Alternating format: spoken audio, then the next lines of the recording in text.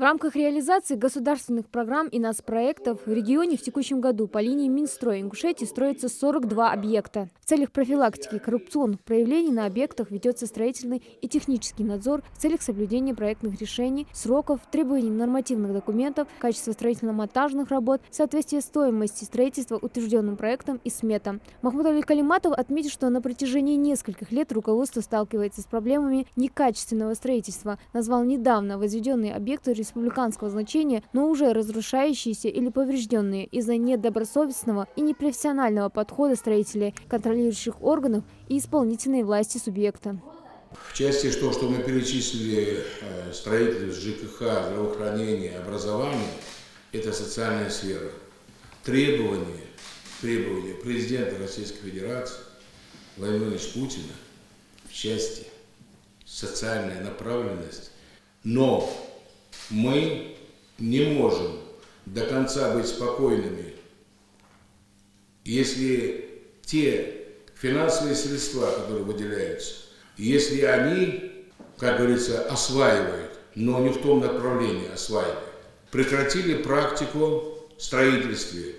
Приходил человек, приносил 2-3 объекта и говорил: у меня есть проекты, у меня есть земля, 1/2 моя собственная, и я буду строить. Ни разрешения, ничего, ни тех условий, ничего. Вот так строились объекты. В последующем, через год, конечно, не за бесплатно, определенные должностные лица выдавали им документы к концу стройки, и они их сдавали. Поэтому у нас сегодня одно рушится, второе не работает, 5-е не работает, и мне что-то доказывают обратное. Коррупция, она так проржавела прям, труба уже дырявая. Нам некуда дальше уже идти. Он сказал, я сказал, а я не могу. Вместо того, чтобы выполнять свои должностные обязанности, они ведут себя так. Но эту практику, если мы не вернем жесткое правило и нормативную базу в части неотвратимость наказания, мы ничего не добьемся. Мы так и будем вот по кругу ходить. По кругу ходить. Уголовные дела расследуются, конца края не видно. Конца края не видно. А потом до конца направили, а потом получается у нас вся работа человека часов, если так взять, оперативного работника, следственных органов, прокурора. В суде у нас получается абсолютного результата нет. Мы эти вещи в дальнейшем терпеть не должны.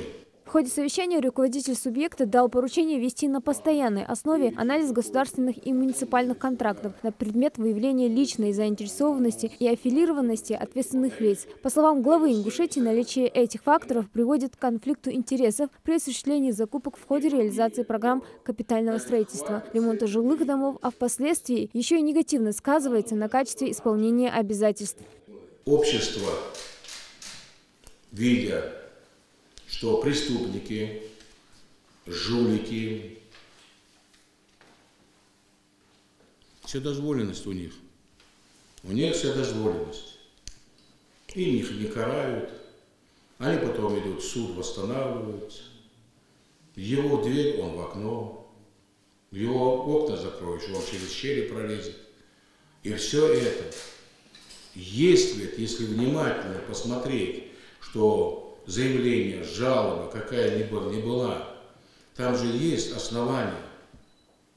Любой юрист скажет, законно уволен. Нет, у нас спокойненько восстанавливают, и мы судимся, отвлекая юристов, юридические службы на это безобразие.